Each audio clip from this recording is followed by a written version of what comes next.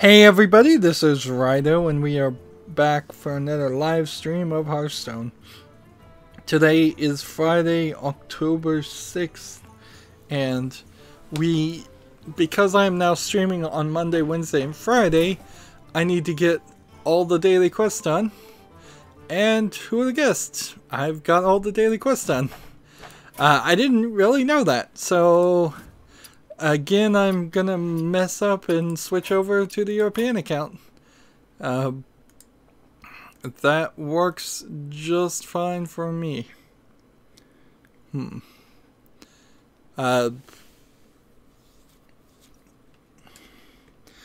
going to probably need the weekends more than ever. Because streaming Monday, Wednesday, and Friday means there's one more day. Oh man, 5 Tavern Brawls. I could use some help winning 5 Tavern Brawls.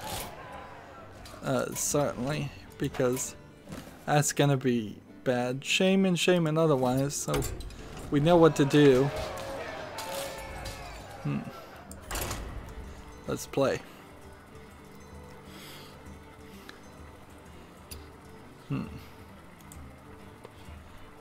Let's see, was this the one I already talked about?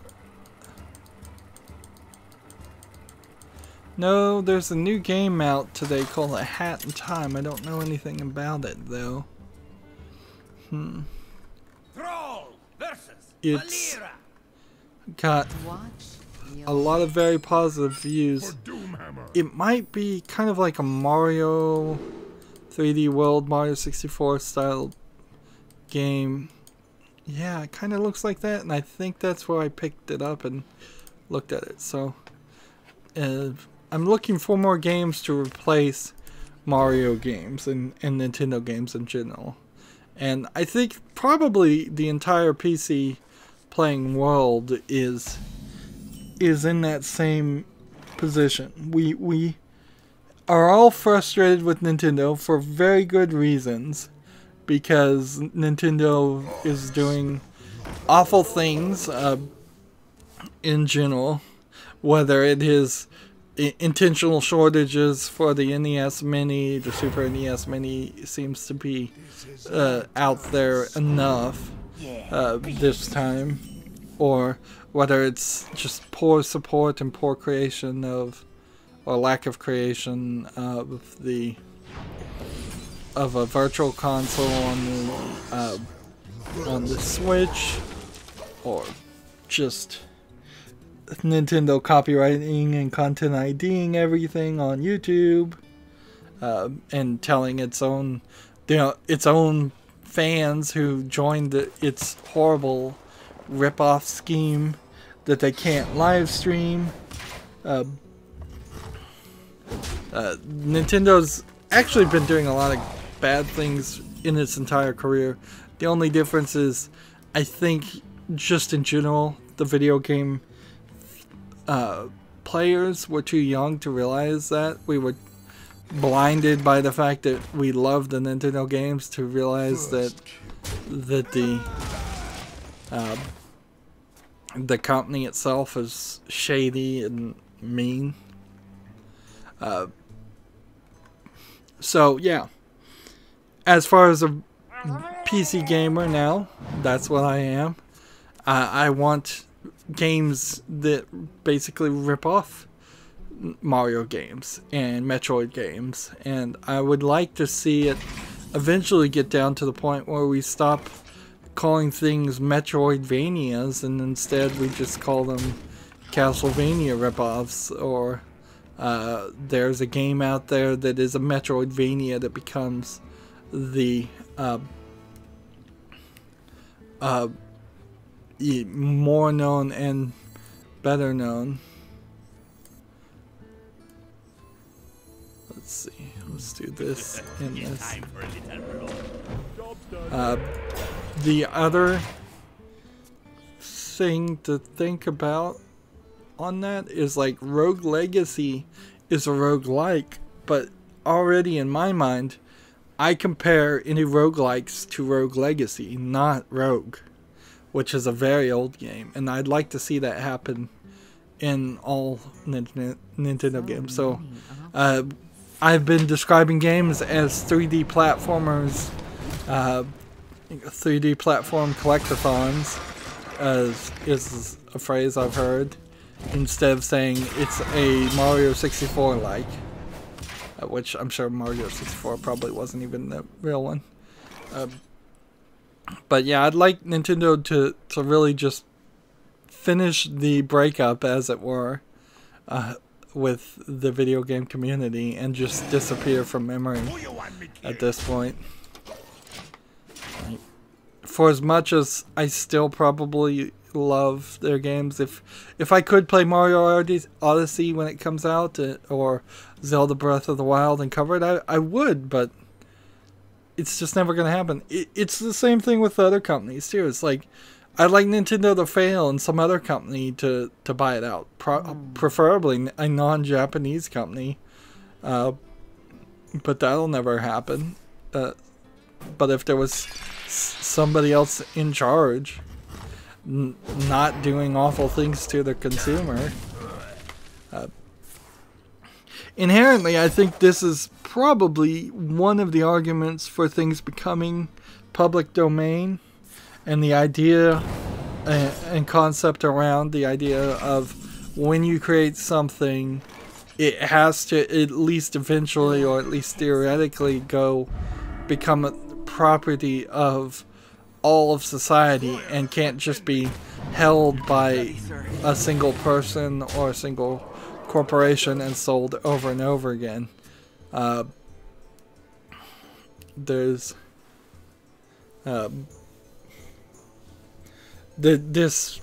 kind of comes from just like copies of the Bible. There are still versions of the Bible that are hundreds of years old, yet people have found little tricks and ways to continually claim they own a copyright on a book full of stories that have been told for at least 2,000 years. And that's not really right or helpful, because anybody who put ink to paper and wrote the original versions of the Bible are long dead. So anybody profiting from selling the Bible these days are profiting off the work of somebody else, and society is not profiting as much as it should. I think what we're going to have to get down to is very limited copyrights, very limited ownership of your creations. Somebody might write a book and sell it for as little as a year or two, and then it just comes into open domain. When you look at video games, particularly, they only kind of care about the first couple months of sales. If in the world video games became open domain and not copyrightable, after 6 months to a year of it being sold, that would probably not really affect the profits that much, honestly, because the video game companies already say they don't care about that at all. If anything, it would hurt GameStop, who's reselling games like that many years after the games have come out.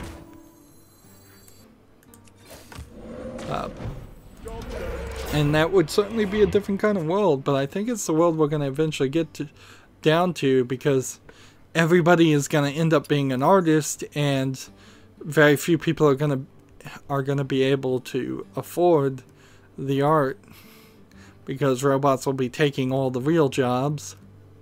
I think more than likely we might have to just adopt a living wage system, because it would be ridiculous to try have a government buy artist creations. That works in the small work, but we can't have a museum on every corner Or build a museum on every corner and have every painting hanging in some gallery. It would just be way too much construction. Join or die. It would be interesting, certainly, but it's not realistic. It's easier just to say everybody gets a living wage. You can create whatever art you want. You can give your art away to whoever you want. We don't care. And keep the government out of it. Well, that was one. Let's keep going. I don't know if any of that makes any sense, but the point is, the idea of copyright is built around the idea of you need to be paid for being an artist and creating something artistic instead of doing something utilitarian like farming. As that concept is, as we're running out of jobs that are utilitarian like farming, we've tried to replace them with other things, but they're not really doing that. There was a news story that after all the hurricanes, I had hoped that there would have been a massive amount of hiring to rebuild all the damage from Hurricane Harvey and Hurricane Irma, but the jobs report just came out and hiring lost 33,000 jobs. So anything that my hopes there were completely wrong, and maybe I should have seen that coming. Maybe I was just being naive. Since the last big recession, almost all the jobs that have been created have been just temporary jobs. Like, that's an oversimplification, but there's not a lot of permanent jobs out there, and a temporary job is not worth very much at all. Because if you don't have stability, you're going to get enough money to pay your bills and then try to save that much as possible.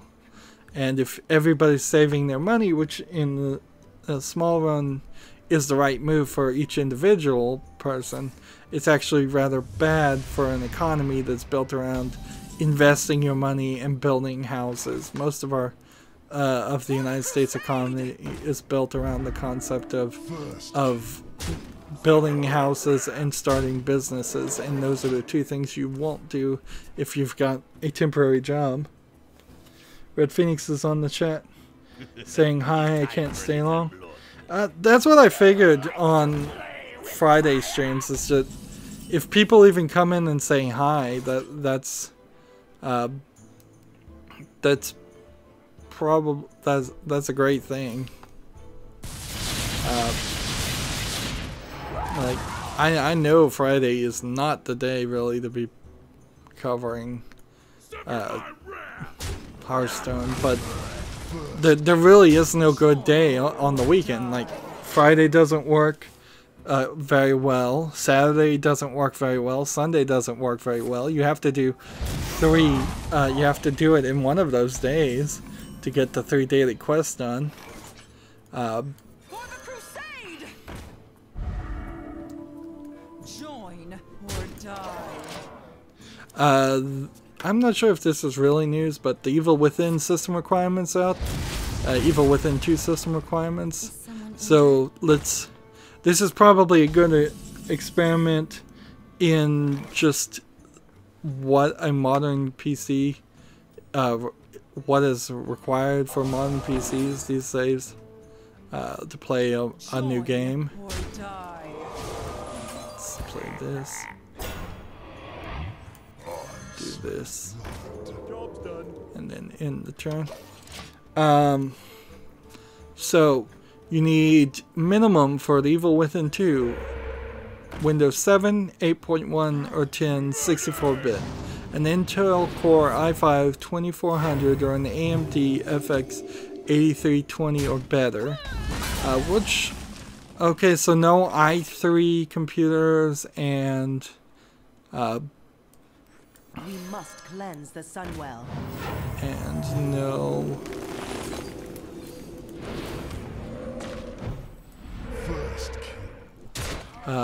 No Pentium computers. 8 gigabytes of RAM and 40 gigabytes of free hard drive space. If you're just running an SSD, 40 gigabytes of hard drive space is starting to really like cut into, maybe if you have 128 gigabyte hard drive space, like that might be the one game or one of 2 games that you can have installed at a time. If you're just running a small 128 gigabyte SSD with no backup hard drive, which probably isn't too many people. And you need an NVIDIA GTX 660 or an AMD 7970 3 gigabit or better. So those are pretty low graphics for the minimum, but the recommended, which is probably the more realistic thing you would need, is the same OSs, 10, 8.1 or 7, 64-bit version, but they want you this time to instead to have an i7 4770, which I think 4770 means 4.7 gigabits per second with all its different cores added up, or an AMD Ryzen 5 1600X or better. They want you to have twice as much RAM, 16 gigabytes of RAM. Honestly, I think 32 gigabytes of RAM is getting to be the right way to build a computer, or higher. Like, 64 is kind of ridiculous, but it's not insane. Mostly there's a delicate balance on how fast your RAM is going to be versus how much you want to get. On my PC setup, I feel like I probably have a little bit too much RAM, and I could have done with a little bit faster, but in most cases it probably wouldn't have changed anything at all. And the same 40 gigabytes free hard drive space, so there's no bigger textures to download, or at least not in the recommended settings. And then they want you to have a NVIDIA GTX 1060 6 gigabyte versus an AMD RX 480 8 gigabyte, which that's where the big jump is. If you want good graphics in this game, you need at the minimum the most modern generation of video cards. And that's less than what I have, because I only have a 970. So a 1060, while it is one step below what I have, or normally would be, considering my 970 has like some false advertisement in it as far as how fast the RAM is on the video card. It's the next generation, and because of that false advertising, I am planning eventually to get like a 1080 or a 1080 Ti or a Titan. I'm trying to wait till the next generation, so maybe I could get 1170 and 1180. I really only bought my video card a year ago, and it should have lasted longer than it is going to. And that's, again, down to the false advertising. For the crusade! The Evil Within is due out October 13th. I heard that they're advertising the game by sending like a stuffed black cat and broken mirrors to the famous video game reviewer people. We must cleanse the Sunwell. Join or I don't know. Like, I never got around to playing Evil Within 1, so I think I'd want to play the first one before I play the second one. It almost certainly will show up in some Halloween month some year, but maybe not next year.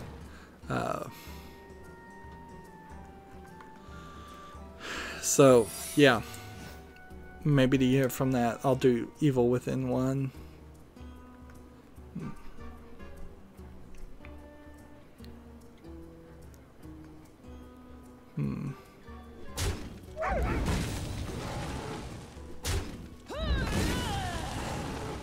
Here's an interesting story. I kind of have an interesting story about this. There was this game called BMX BMX space XXX, and the way it was advertised on the cover didn't particularly explain itself as well as you might think, and so I've actually accidentally bought this game, and I'm sure everybody is going to go, sure, accidentally, to me, but I really accidentally bought this game thinking it was just a cheap on-sale game at a GameStop when I was over 18, but not by much. Thinking it was just a cheap BMX game, and then I got it home and I'm like, oh, there's video of strippers in this game, and it's kind of a bad BMX game on top of that. It's mediocre at best. And yeah, so there's the story, and the reason why I'm bringing this up is apparently it is, as the story goes, Acclaim executives producer Sean Rosen was the one who pitched the idea of a BMX game to his employer. Eventually he brought the development studios the access on board and was able to welcome Dave Mira Freestyle BMX into the world in 2000. So they had made this previous game that didn't have videos of strippers, real video of strippers, although it wasn't real strippers either.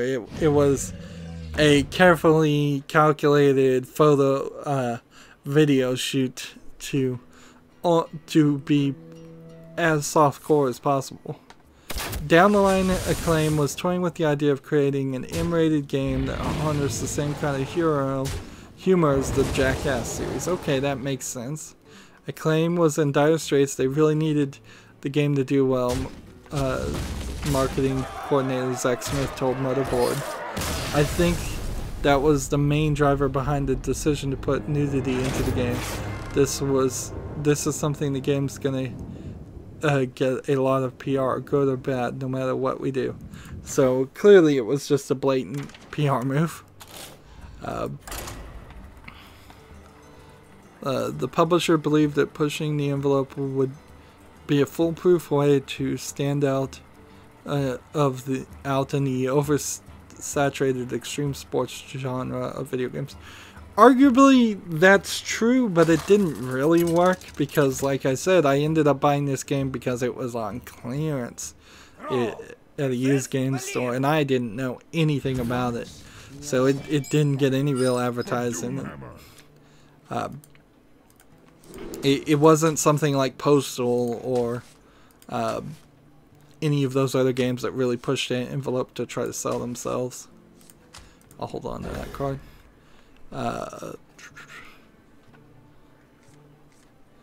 While in that state of mind, one of the employers made a mid-meeting joke about putting strippers in a BMX game, and the seed of BMX XXX was planted. And it's, by the way, it's only female strippers, in case anybody's looking for guys out there. I don't believe there was anything for like that appeal. Let's see.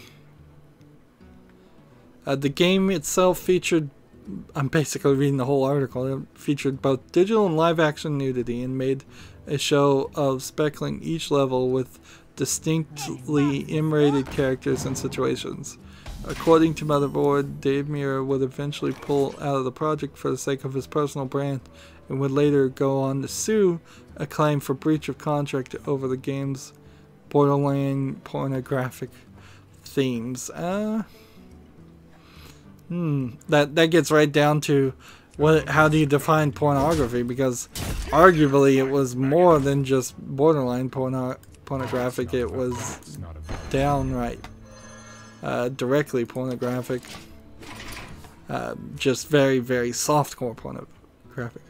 One of the things, there is a common misconception in the game industry itself that if an independent developer makes a game, then it's their idea. They stand behind it. They believe in all the content. They're making it for themselves, says the lead designer Tin Guerrero. No, we were paid by Acclaim to make BMX XXX. As much as people think that the people at ZXs were crazy for coming up with the idea, we were contracted to make the idea. As strange as the tale may be, the full story. Motherboard. Yeah, I don't think we need to read the whole article there. So it's Z-Axis trying to distance themselves from that game. So let's do a little research here. This is kind of one of those retrospective let's see. I can't look up Z-Axis unless I type in games. Yeah, beat it. Let's see. And even if I type in Z-Axis companies, it still doesn't quite pull up the right people because there's too many people called under the name of Z-Axis. Let's do this.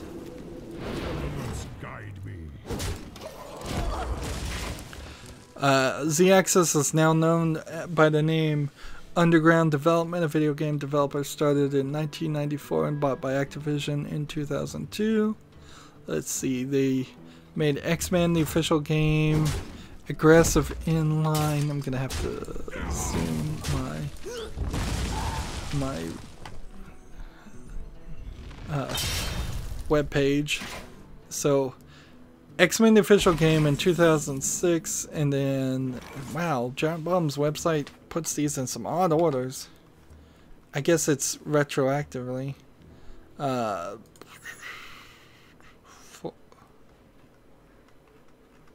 then when I say view all of them, that makes it even worse.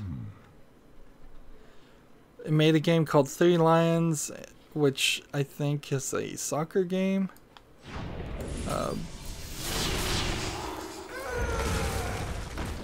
In 1998, Fox Sports Challenge, Alexa Lawless International Soccer, Thrasher presents Skate and Destroy, Dave Mirra Freestyle BMX in 2000, and I guess that was the only one they were really big on. Freestyle Motocross, Dave Mirra Freestyle BMX Maximum Remix, Dave Mirra Freestyle Big BMX 2, Aggressive Inline, and then BMX XXX. And then X-Men, the official game in 2006, and so apparently they've not done anything since 2006. I'm surprised 2002 is even there.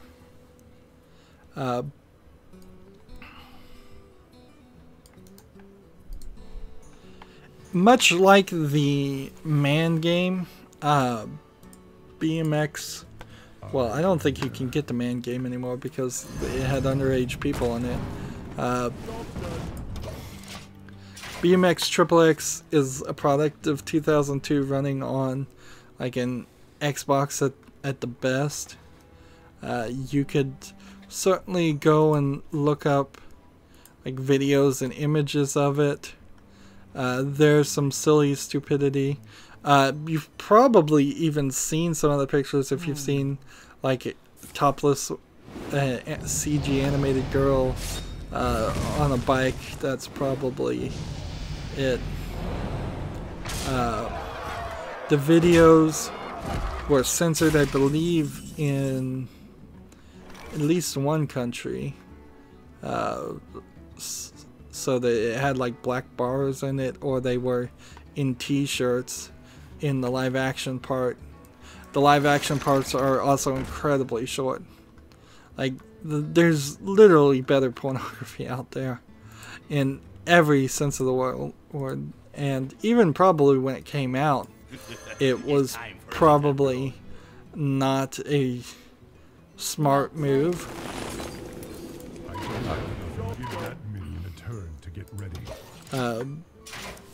It didn't sell their game. It didn't make it stand out. Being a good game would have given it some nostalgia and some help to stand out. But honestly, when a market is saturated, you just can't get around it. You just can't get around oversaturation in any market. You just needed to make something different. Like, they would have been probably better off simply making a porno game without the BMX part. That would have given them more room on the DVDs to simply have just had like 2.5 hours plus, maybe 10 hours even, of real live action porno. And clearly, this is an example of nobody really caring about the project. Like, if somebody's making a suggestion like that, just on a joke, and it's taken seriously and done, that's not good. Here's another one of those old games that I probably shouldn't mention, but apparently there's an old Blade Runner game made by Westwood in the 90s and since there is a new Blade Runner movie coming out that probably won't be that good, it'll be just like the Star Wars remakes, I imagine. Apparently you can get it from Good Old Games, but it's not available on Steam. That kind of sucks. Eventually, once I just have everything worth having on Steam, I guess I am gonna move myself over to Good Old Games and just be like, let's play these old games. I do have some love for them. Well played. Let's see. Here's the Game Sutra survey. 28% of fans in the West think esports belong in the Olympics. That number seems low, but whatever. And like, I imagine with the big push of the Olympics in Japan, that Olympics will probably have some esports elements. Well played. But I also wouldn't be surprised. Let's go and squelch this character. I wouldn't be surprised if the next Olympics after that one doesn't have any. And honestly, the Olympics always struggle with getting people to watch things. Like, getting people to actually be interested to watch the Olympics is difficult. And they're just going to continuously do that. They're playing to a very broad audience, and there's nothing that has massive appeal. Playing soccer, for instance, in the Olympics will be very popular for most of the world and completely unpopular in the United States. playing American football in the Olympics will be rather popular, or at least moderately popular. It probably wouldn't even be that popular in the United States, but not very interesting for other people. It's time for a little blood. Around the world. And when you get to specifically esport games, it's hard to follow, it's hard to know. I don't think if I was at the Olympics playing Hearthstone that people who've never played Hearthstone are really going to want to watch it. And even people who have played Hearthstone would want to watch it, even if I was the best Hearthstone player ever. Speaking of Hearthstone, Twitch Prime members are going to get a free golden Hearthstone pack, classic pack. It's going to contain 6 golden cards from the classic set, which, okay, so go get Twitch Prime and sign it up into your Amazon Prime, get your Twitch Prime,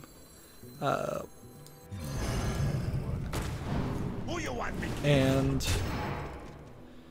get those golden cards. Those golden cards will help you get dust, and if you turn them into dust, otherwise it will help you get more golden cards, I suppose. I would much prefer, and I was hoping before I read this article, that a golden classic set pack was going to be 5 legendary cards. But it's not. So you may very well end up with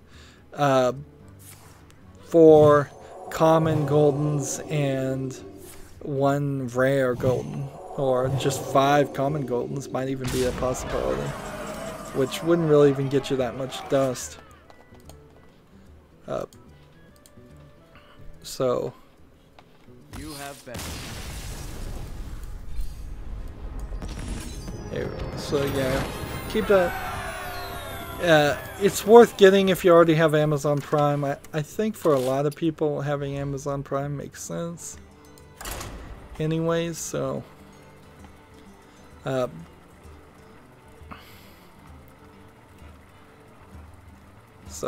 yeah, integrate that. Amazon Prime hasn't given you a lot of rewards, but it's fine. It's fine by me, I suppose. I think I have like a free sub that I could be subbing to somebody on Twitch, and I don't even bother to do it each month. Interesting. Like I should go use my free sub to advertise my own YouTube channel on somebody. It's like every month, but whatever. That would be kind of lame. Apparently Valve looks at all of its characters under shades of grayscale for saturation and things like that. This is one of those articles written by developers for developers, but the picture is interesting.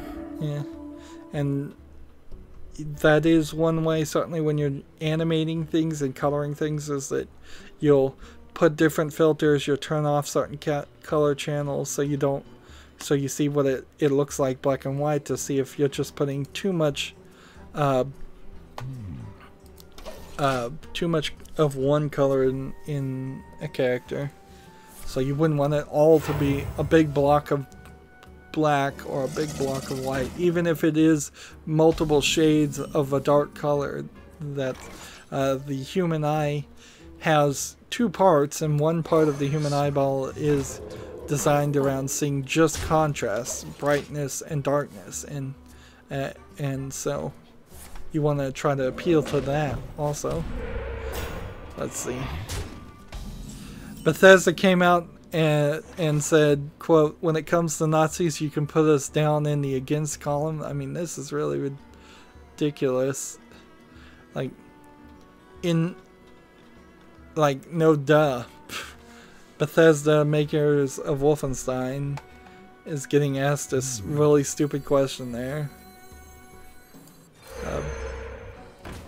That being said, it is also worth pointing out that the Nazis in Wolfenstein are not really Nazis. They are fictional characters doing fictional things. And let's see. Let's see if I can see this picture that the tweet. Okay, so they tweeted out, "Make America Nazi-free again. Hashtag no more Nazis. Hashtag Wolf2." And then picks Twitter. And then somebody said 50 Shades of Pomo, which I don't even know what that means. But it's probably means something along the lines of virtue signaling. And then some below that says, "Wow, what a clever marketing trick, tapping into hysterical leftist power fantasies. So subtly political. Wow, go." Like, honestly, they should have stayed out of this more.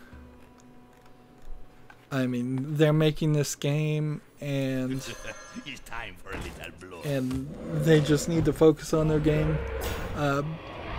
I doubt it's really going to backfire too much, but also I don't think it's going to help them anymore. It's just going to make them look lame. And again, I feel like it's very important to realize that the only Nazis that exist are either very old or completely dead by now. That's it. Like, Nazis existed as a political movement in World War II. They were defeated. They're gone.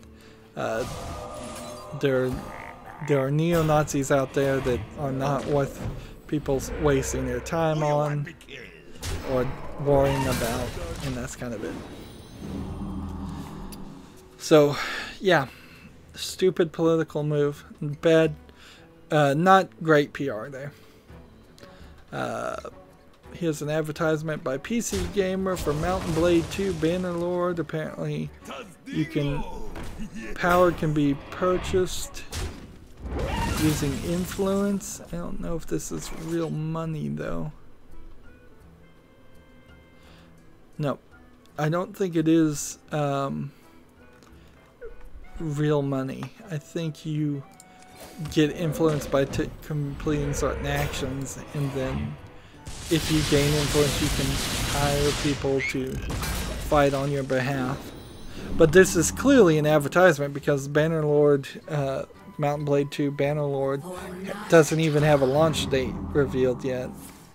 And their viral marketing and advertisements that look like it, like articles, are awful. Here's an interesting story about what happens to your Steam collection after you die. I imagine not much. According to the subscriber agreement, Steam accounts are strictly personal and may not be sold or transferred to others unless specifically permitted by Valve. And so, yeah, when you die, your Steam account does not get transferred over to any heirs. That being said, the easiest way to get around that is simply to have your Steam account password written down somewhere, and then you can people can just continuously log into it. And I imagine that's what we're eventually going to get down to anyways, is just these multi-generational email accounts, multi-generational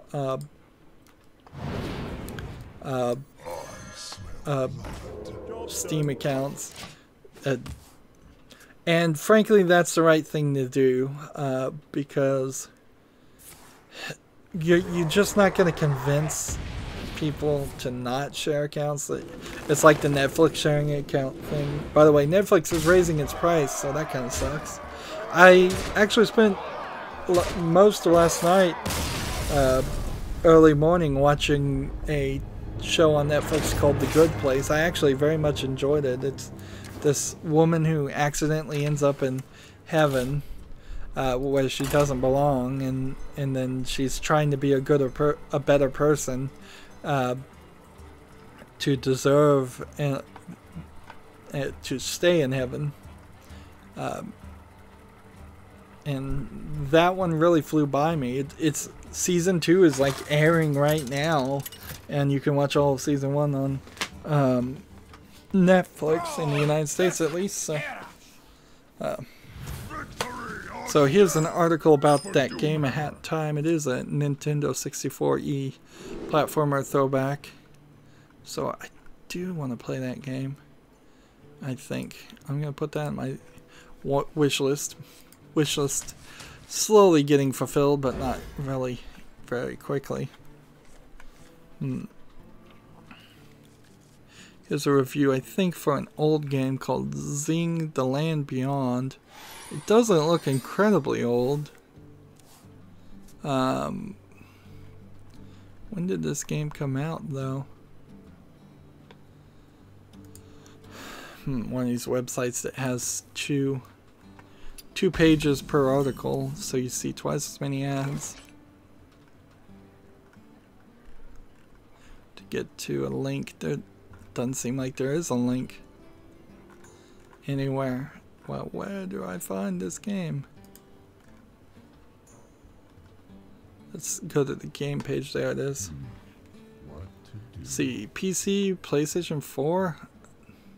Oh, this game is brand new. Interesting. That's rather odd that there's a game that just came out and like I didn't even hear about it. This is part of the problem of the old media. I mean, I know I'm phrasing that awkwardly and biasedly, but I follow a lot of video game reviews, a lot more than I'd prefer to, because I frankly don't like half of them. But there's been no mention of this game. There's no mention of so many games. Total Biscuit was one of the few people that actually would cover like new releases, and even they have started to filter that quite a bit. And limit it down to just things they think are interesting. There's a lot of hidden gems, I imagine, that are just getting ignored. Speaking of not hidden gems, though, it turns out that I own at least 2 of those 173 games that were fake games on Steam. And one of them I got for free, but one of them I paid for. And so, as I've finished the Thanksgiving recording games that I got free recording month, and filled that up, I'm going to record one more of the games that I didn't actually get free that was a fake game, and try to talk about that a little bit more, and talk about my frustration of now having paid for a game that's going to be complete garbage, and I know it is, before I even have launched it.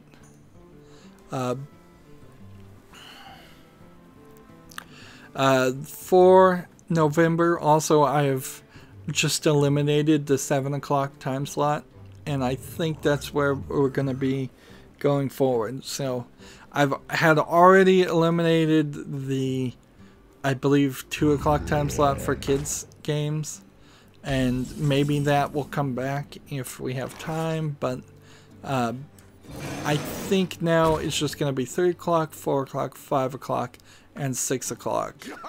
And 3 o'clock will be kids games and point-and-click adventures. 4 o'clock will be small independent games and A-style games. And then 5 o'clock are AA games and AAA games, kind of mixed together. and then 6 o'clock is Hearthstone. And at Hearthstone, we are done. So that means if there is any mature rated games or anything like that that are late night style games, they're still going to happen before what is effectively my talk show blog series of 6 o'clock.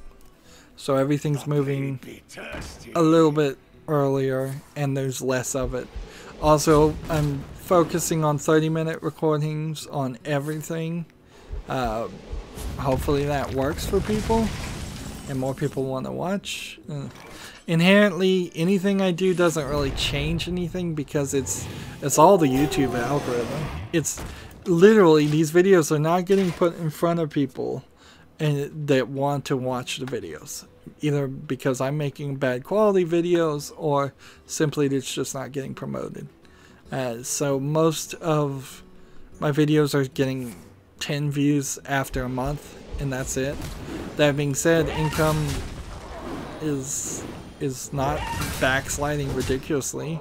The ad apocalypse and the family friendly advertising things really didn't ruin my channel.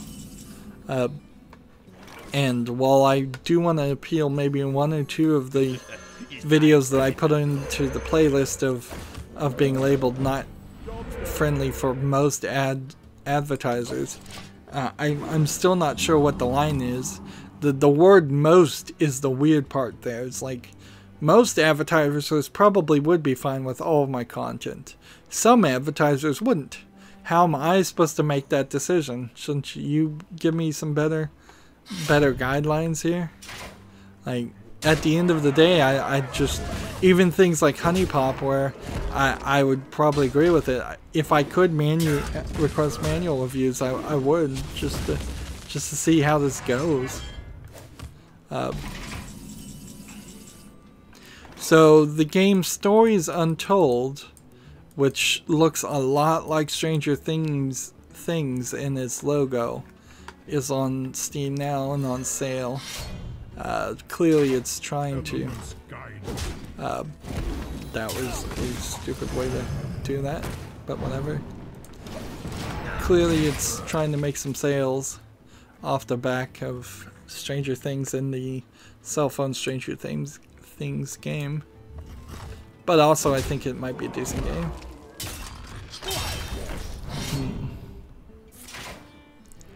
Let's see, here's a game called One Shot, a bizarre adventure game full of fourth wall breaking moments.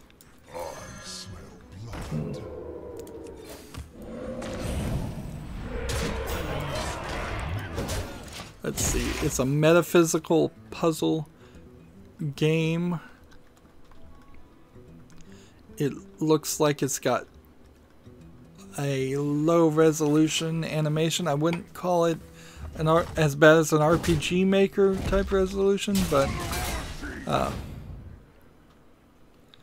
so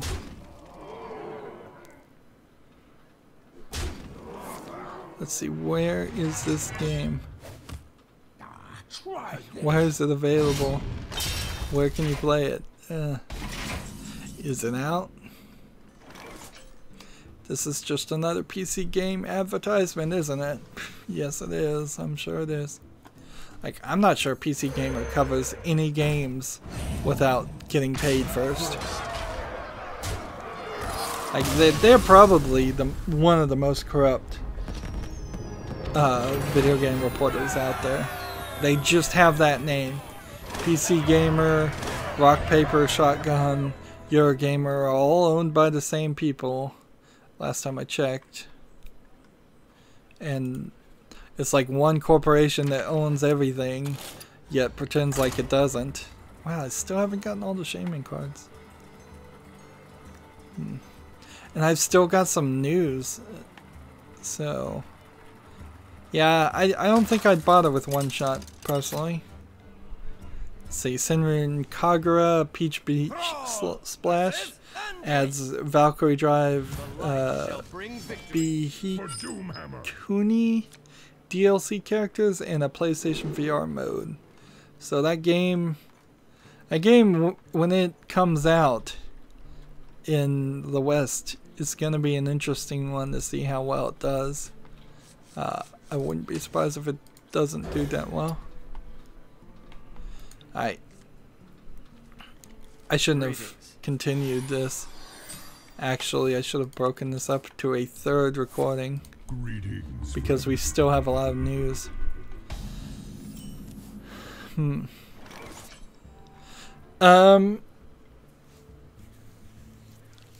don't know how to really contextualize this story.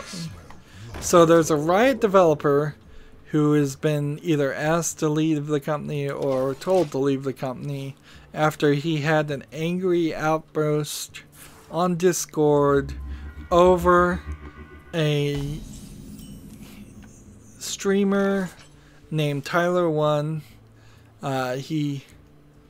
He predicted Tyler1 will die of a coke overdose or cancer from all the steroids. I mean, just apparently this guy has a lot of permabans. He's done a lot of troll things. Theoretically, if you've been permabanned and people know that it's you and you've been permabanned, all of his accounts instantly should be banned. And like, the thing about being permabanned is you're not allowed to come back and make a new account. Maybe the Valve account control bans have some way of thinking that that's not the case, but in most services, if you're asked to leave, if you're told you're not allowed here anymore, you're not allowed here anymore. If you're kicked out of a bar, you can't put on a different hat and a fake mustache and get back in the bar. Or you can't come the next day and say, well, I'll pay and make a different account. It doesn't work that way. So I think inherently this guy, this Riot developer, could have simply saved himself some frustration and saved his job by simply followed that guy's streams, and as soon as an account was made, or anything from his IP address was made, or anything even close to his IP address was made, they should block him. Like, it isn't particularly easy for a streamer to use a VPN or something to hide their IP address, so it should be rather easy enough. And if their game is programmed right, I bet that you could probably put a cookie on their computer that just that identified that computer over and over again as one to be banned. So he might get in one game for 5 minutes and just get banned there. And that's the way you solve somebody who's consistently breaking the rules. What you don't do is go on Discord and rant about them. And I mean, it's just highly unprofessional, and I have to, I guess, applaud Riot for doing the right thing. Maybe it was extremely, maybe it was a little extreme to fire the guy, but honestly, no, it's not. Like, I've always felt that people should get fired a lot faster than they do. A lot of jobs give this is your third warning, fifth warning, final warning, second final warning, things like that. I think some of that probably is just out of an effort to avoid paying unemployment, which kind of never happens anyways, unless they're doing something really, really bad. Attendance is kind of the only way that you can convince people, convince unemployment insurance not to pay out. At least that's what I've seen in my experience. But yeah, here you have a guy that is making the company look bad. He's speaking probably to the public when he shouldn't be. Again, it gets right back to to what I was saying earlier about how there should be one PR team controlling the message and only the PR team controlling the message, and none of the other developers and nobody else in the company should be allowed to say anything. Honestly, it should be like day one of your orientation. You are not allowed to tell people you work here in a public manner. You're not allowed to speak to the public, and you're not allowed to act on our behalf in any way. Our PR department controls all of that with a tight leash. Should be the stance of every company everywhere.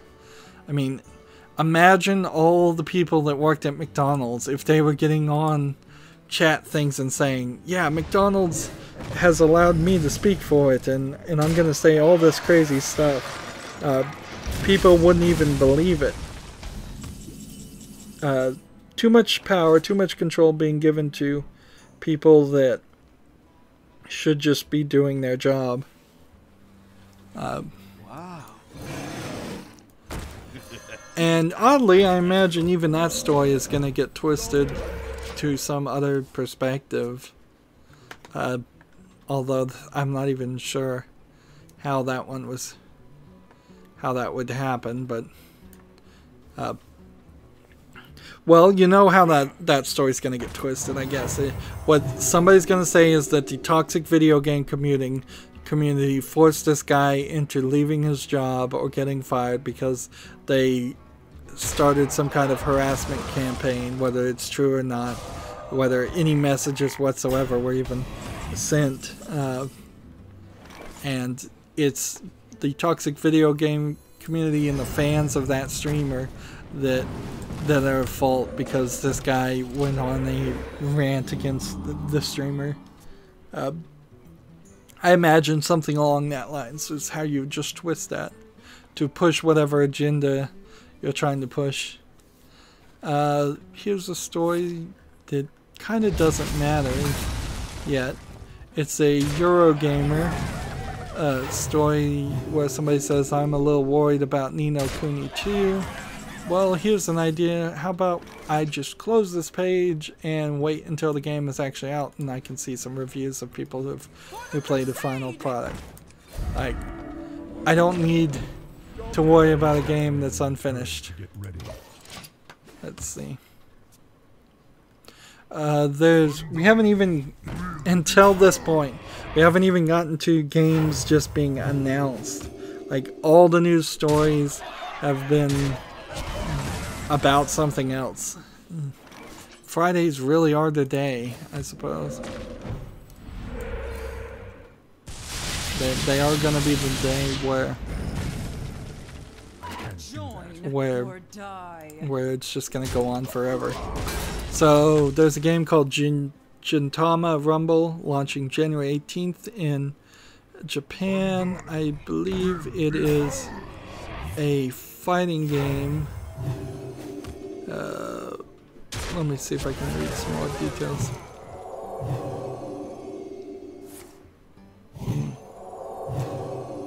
After building up a gauge, you trigger the awakening, during which you can kick about enemies. So I'm not even 100% certain that this is a fighting game and isn't more along the lines of something like a Dynasty Warriors game, which would be more of an action game. The image I'm seeing implies to me that it is like a Dragon Ball Z Budokai game. But maybe it's not. It's coming out for the PlayStation 4 and the Vita. 16 song selection based on an anime. Alright, there we go. That's good enough information for that. Something weird with my chat. Like, it just updated with a lot of chat things. I don't know if somebody's just been We have a Wyatt on the chat says, hey, can I add you? You will get 80 gold if you friendly battle me. And then finally Nightbot kicked in and read chat, please.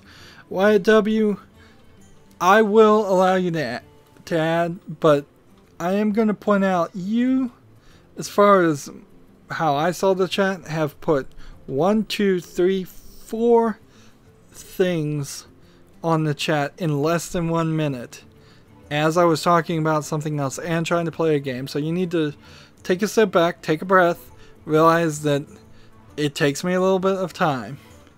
If you want to friend me, tell me first of all what server you're on. Are you on the United States server, the Americas server, or the European server, or the Asian server?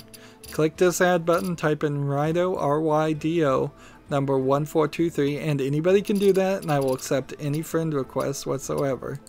And I'm more than willing to play you. But, yeah. You're on North America. Okay.